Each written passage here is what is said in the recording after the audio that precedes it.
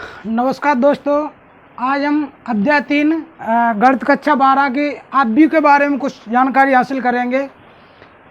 ये वीडियो केवल आप लोगों के लिए बेसिक है, सवाल अगले वीडियो में आप लोगों को मिलेंगे। तो अब सबसे पहले अपन लोग देखते हैं आव्यूह की परिभाषा क्या होती है। तो आव्यूह संख्याओं या फलनों का एक आयताकार क्रम विन्यास है। परिभाषा पूछी जाए जैसे आव्यूह किसे कहते हैं, 1 नंबर में आपसे पूछी जाए तो आव्यूह संख्याओं या फलनों का एक आयताकार क्रम विन्यास है। इन संख्याओं या फलनों को अवयव या प्रविष्टियां कहते हैं। आपकी किताब में तो केवल आव्यूह का चिन्ह यही मिलेगा, ये वाला कोष्ठक, बड़ा वाला कोष्ठक। वैसे आव्यूह को इस कोष्ठक से भी दर्शा सकते हैं। इसे कौन सा बोलते हैं? लघु कोष्ठ, सॉरी, इसे कौन सा बोलते हैं? लघु कोष्ठक। और ये कौन सा होता है? दीर्घ या गुरु बोलते थे। इसे हिंदी में पढ़े होंगे लघु और गुरु। ये लघु कोष्ठक, ये कौन सा है? दीर्घ। या फिर ये वाला एक आप लोगों को नया मिला है, इसे बोलते हैं दोहरा कोष्ठक। दोहरा कोष्ठक। तो जो संख्या वगैरह इसके अंदर लिखते थे जैसे 2, 4, 5, 6, ये आपका क्या बनेगा? आव्यूह बनेगा। और आव्यूह को हमेशा कैपिटल अक्षर से दर्शाएंगे। किससे दर्शाएंगे? कैपिटल से। ऐसे बनाओगे कैपिटल ए, या का बना सकत बी हो सकत, कैपिटल बी लिख सकत। यानी कि पहले प्रकार में लिखना है, ए बी सी डी कुछ भी लिखना, किस में लिखना है? पहले प्रकार में कैपिटल बनाना है। तो capital A, capital B, capital C D, किसी से भी। ऐसे लघु कोष्ठक भी हो सकता है, दोहरा कोष्ठक। ये लेकिन आपकी एनसीईआरटी में केवल यही वाला दिया है, घबराने की जरूरत नहीं है। आगे शायद आगे कहीं मिले आपको, आगे क्लास में ये वाले आपके शिवलाल में मिलेंगे, यह किताब देखी हो तो फिलहाल इसी से काम है अपन को। कौन सा? दीर्घ कोष्ठक। अच्छा, आव्यूह की अपन लोगों को जरूरत क्यों पड़ी? जैसे मान ले तो कोई लड़की है, जैसे मान ले कि राधा है, उसने कुछ पुस्तकें खरीदी। कहाँ खरीदी? पुस्तकें। कुछ पेन खरीदी, कुछ मान ले रबड़ खरीदी। मान ले मैंने 12 पुस्तक खरीद लें, 8 पेनें खरीद लें और 4 का खरीद ली मैंने रबड़। मान ले ऐसे संगीता है, संगीता ने जो 5 खरीद लें और जे का खरीद लें 6, जो 4 खरीद लें। मान ले कितनी भी खरीद लें। तो इसमें क्या है? दर्शाने में अपन को सुविधा रहती है। अब ऐसे लिखोगे राधा ने, ऐसे लिख दो इन्हें, ऐसे आव्यूह में बंद कर दो। राधा ने 12 पुस्तकें, फिर लिखोगे खरीदी, बागवाल लिखोगे 8 पेनें खरीदी। 2 लाइन बच जाएंगी, पढ़े वाले वैसे दिमाग खराब हो जाए। यहाँ स्पष्ट लिखी दिखाई दे रही। और आव्यूह का उदाहरण बताएं आप लोगों को। जैसे अपन लोग प्रार्थना वगैरह करते, छोटी क्लास में की होगी, प्रेयर वगैरह होती स्कूल में, तो एक लंबी सी लाइन ही तो लगा लेते उसमें। तो लाइन का एक तरह से क्या है? आव्यूह का उदाहरण है।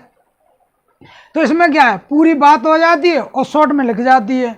या इन्हें ऐसे लिख सकते हो जैसे पुस्तक, और फिर का पेन, बागवाद का रबड़, या नाम ऊपर कर दे राधा और कोने कर दे संगीता।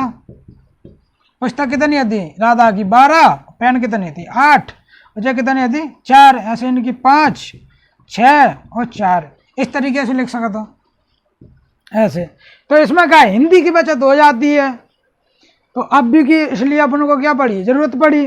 अब आव्यूह की कुछ और परिभाषा देखते हैं। सबसे पहले अपन देखेंगे स्तंभ आव्यूह। सॉरी, परिभाषा से पहले थोड़ी आव्यूह की कोटि के बारे में और देखते हैं अपन लोग। क्या देखते हैं? आव्यूह की कोटि।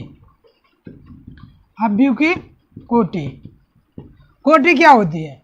जैसे अपने पास जो आव्यूह है 2, 4, 2, 6, 8, ऐसे में अपन का बोलेंगे पंक्ति। क्या बोलेंगे? पंक्ति। इंग्लिश में बोलते का रो। पंक्ति को इंग्लिश में क्या बोलेंगे? रो।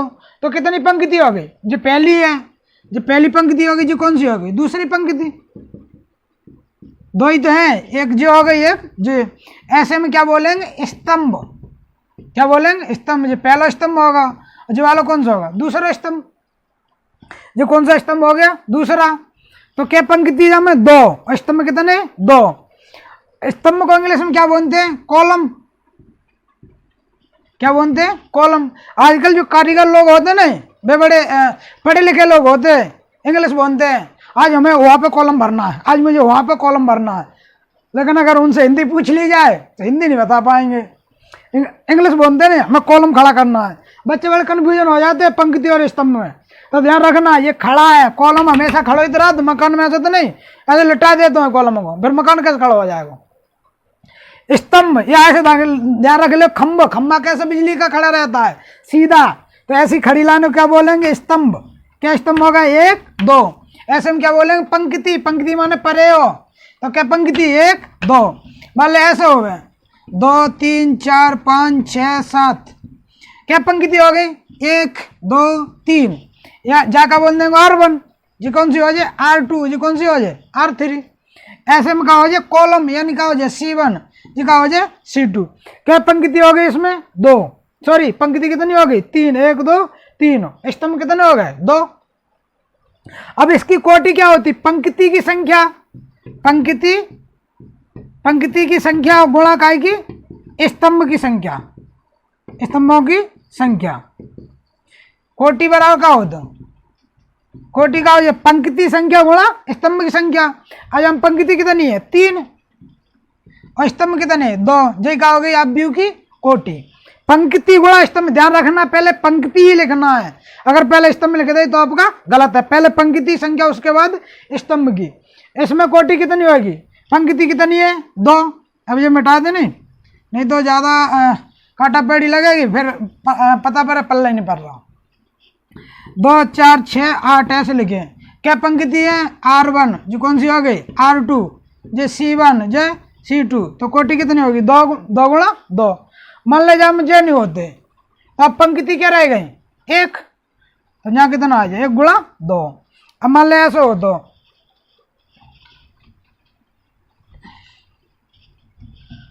आपके पास ऐसा होता 2 3 4 5 6 8।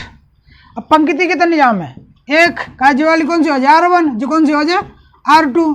पंक्ति क्या हो गई 2, स्तंभ कितना हो 1 2 3, तो कितनी हो जाए 2 गुणा 3। ये ऐसे लाने खींच के नहीं आना, अभी समझाने के लिए कर रहा है आप लोगों को, नहीं तो ऐसे छाप दिया कोटि पूछी जाए जो करिया चीर बलंजा से पता लगे हम सही करिया काटा पेड़ी।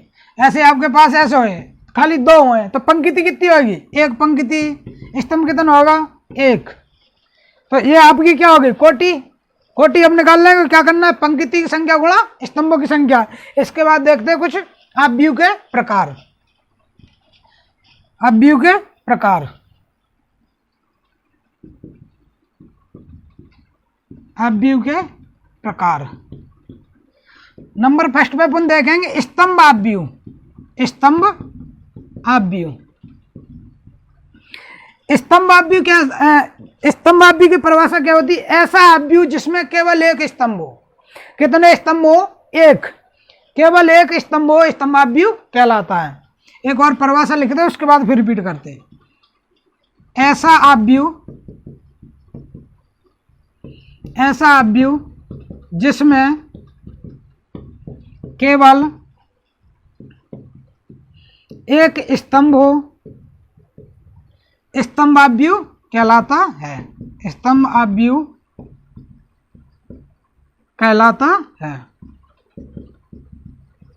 इसका मतलब क्या, अपन को क्या करना है, केवल एक स्तंभ होना चाहिए। जैसे 2 3 4, इसमें पंक्ति कितनी है, पंक्ति देखी जाए तो 1 R1, जो कौन सी R2, जो कौन सी आ गई R3। स्तंभ कितना 1। कोई पूछे जो स्तंभ आप व्यू है, हाँ है, क्योंकि स्तंभ कितना है 1 ही तो है। पंक्ति चाहे तो नहीं बनी रहे, चाहे 1 बनी रहे, चाहे 2 चाहे 4 चाहे 6। अब पूछे स्तंभ आप व्यू है, हाँ है, मैं तो कॉलम 1 चाहिए, अभी भी कॉलम 1 है। अभी कोई पूछे स्तंभ आप व्यू, हाँ है, अभी भी है। तो कुल मिला के स्तंभ आप व्यू की परिभाषा क्या, केवल एक स्तंभ हो, स्तंभ आप व्यू कहलाता है। सेकंड वाला अपना कौन सा, सेकंड देखते हैं पंक्ति आप व्यू। पंक्ति आप व्यू, पंक्ति आप व्यू में क्या करना है, ऐसा आप व्यू जिसमें केवल एक पंक्ति हो, पंक्ति आप व्यू कहलाता है। ऐसा आप व्यू जिसमें केवल एक पंक्ति हो, पंक्ति आप व्यू कहलाता है। इसमें क्या करना, पंक्ति एक हो, स्तंभ कितने भी बने रहे, जैसे मान लें ऐसे हो 2 3 4, तो जहाँ में पंक्ति कितनी है, एक, स्तंभ कितने, स्तंभ देखे जाए तो 1 2 3, तो स्तंभ कितने भी बने रहे, पंक्ति कितनी होनी चाहिए, एक। अब पूछो को स्तंभ पंक्ति आप भी है, हाँ है, क्योंकि पंक्ति तो एक ही है। अब पूछो को स्तंभ सॉरी पंक्ति आप भी है, हाँ है। तो कुल मिला के परिभाषा, जैसा नाम वैसी परिभाषा, स्तंभ आप भी में क्या है, एक स्तंभ होना चाहिए, पंक्ति में क्या, एक पंक्ति होना चाहिए। इसके बाद देखते हैं अपन वर्ग आव्यूह, कौन सा देखते हैं, वर्ग आव्यूह।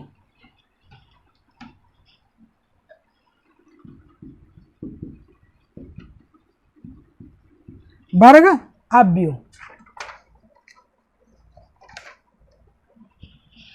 वर्ग आव्यूह में क्या, वर्ग आप लोगों ने कक्षा 10 या 9 में भी पढ़ा होगा, वर्ग किसे कहते हैं, वर्ग क्या होने सामने चारों भुजाएं कैसी होती है, बराबर। ऐसे इसमें वर्ग आव्यूह में क्या है, पंक्ति और स्तंभों की संख्या कैसी होगी, समान। ऐसा आव्यूह जिसमें पंक्ति और स्तंभों की संख्या समान हो, वर्ग आव्यूह कहलाता है। सिंपल परिभाषा है। एक आव्यूह जिसमें पंक्तियों की संख्या स्तंभों की संख्या समान हो, एक वर्ग आव्यूह कहलाता है। एक आव्यूह जिसमें पंक्तियों और स्तंभों की संख्या समान होती है, वर्ग आव्यूह कहलाता है।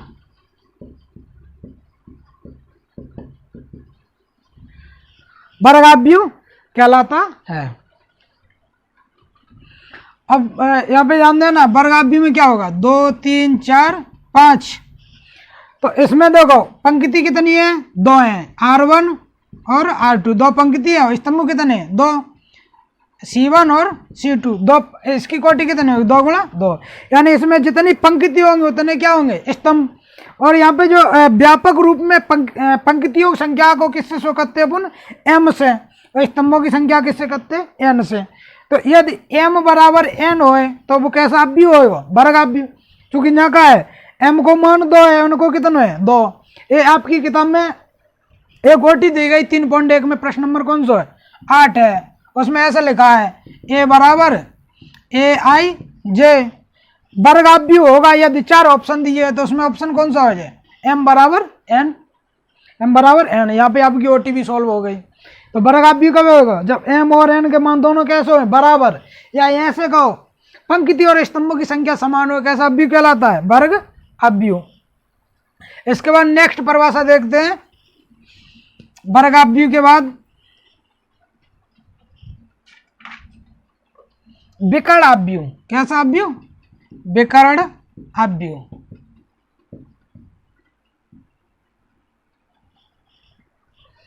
विकर्ण आव्यूह में क्या करना है, ऐसा आव्यूह जिसमें ये विकर्ण आव्यूह की परिभाषा क्या है, एक वर्ग आव्यूह विकर्ण आव्यूह कहलाता है यदि उसके विकर्ण अवयवों को छोड़कर।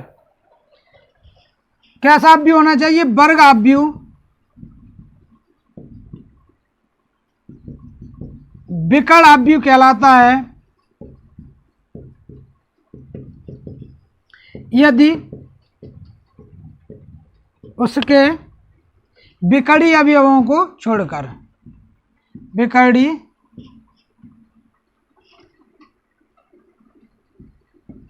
अवयवों को छोड़कर सभी अवयव शून्य हो। कैसे होना चाहिए, शून्य।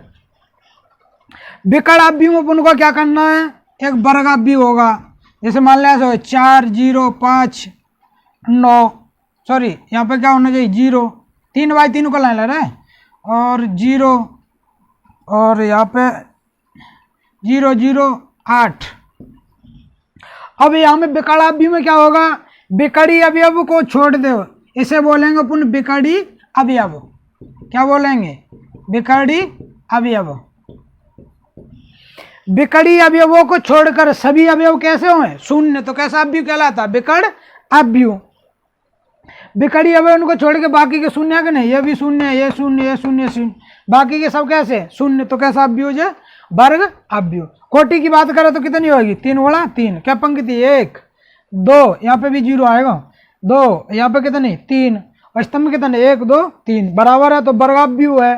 तो परिभाषा का एक वर्ग अव्यू विकर्ण अव्यू कहलाता है यदि उसके विकर्ण अवयवों को छोड़कर सभी अवयव कैसे हुए शून्य हो।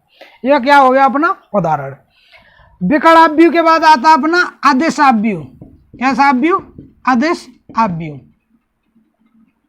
आदेश अव्यू, आदेश अव्यू इसमें अंतर क्या है। आदेश अव्यू में आदेश अव्यू की परिभाषा क्या है, विकर्ण अवयव समान होना चाहिए। विकर्ण अवयव कैसे होना चाहिए समान। समान का मतलब यहाँ पे 4 है तो यहाँ पे भी कितने होने चाहिए 4, और यहाँ पे भी कितने होने चाहिए 4। तो अब कैसा अव्यू बनेगा अपना आदेश अव्यू। आदेश अव्यू में विकर्ण अवयव कैसे होना चाहिए समान। एक बार फिर से, विकर्ण में क्या होना चाहिए, विकर्ण अवयवों को छोड़कर सभी कैसे होना चाहिए शून्य। अब विकर्ण समान है या नहीं है कोई दिक्कत नहीं है। और आदेश में क्या है विकर्ण समान हो और बाद बाकी के कैसे हो 0, यानी आदेश में समान होना जरूरी है और विकर्ण में समान होना जरूरी नहीं है। इसके बाद होता है तत्समक अव्यू। तत्समक अव्यू, तत्समक अव्यू या इकाई अव्यू, या तत्समक को या क्या कह देते हैं इकाई अव्यू। ऐसे आई से क्या करते बुनसो करते। तत्समक अव्यू में क्या होना चाहिए, जो विकर्ण अवयव वो कितना होना चाहिए 1 1 होना चाहिए। 1 1 और 1 0 0 0। तत्समक में कितने होना चाहिए विकर्ण अवयव 1 1 होना चाहिए। विकर्ण में कहा है चार कछु बने रहे, जैसे 4 0 0 5। इसमें ये वाले देखो कैसे हैं 4 होना कैसे 5 है। अब इसमें कहा है समान होने, और इकाई अव्यू में कितना होना चाहिए 1 1 होना चाहिए। इसके बाद आपका बचा शून्य अव्यू। शून्य अव्यू का नाम से क्लियर है। शून्य अव्यू में क्या होता है सभी अवयव क्या हो शून्य, और शून्य अव्यू कहलाता है। जैसे कि ऐसे लिखो 0 0 0, तो ऐसे क्या करेंगे अपन शून्य अव्यू बोलेंगे, शून्य अव्यू। तो शून्य अव्यू में इस तरह से आपकी परिभाषा हो गई अव्यू के प्रकार। वीडियो अच्छा लगा तो वीडियो को लाइक करो, शेयर करो और सब्सक्राइब करना ना भूलें।